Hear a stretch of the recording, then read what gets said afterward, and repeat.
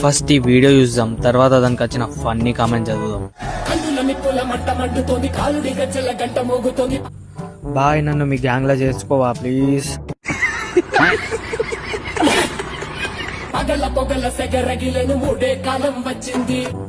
ఎందుకన్నా అంత కోపం?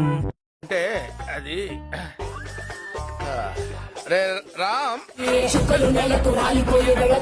మీసాలు కట్టేయన్నా బాగా ఎక్కువగా ఉన్నాయి.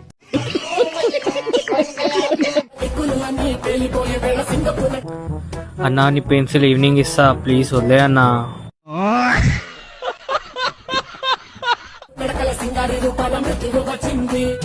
దిష్టి గుమ్మడికాయలాగా భలే ఉన్నావురా.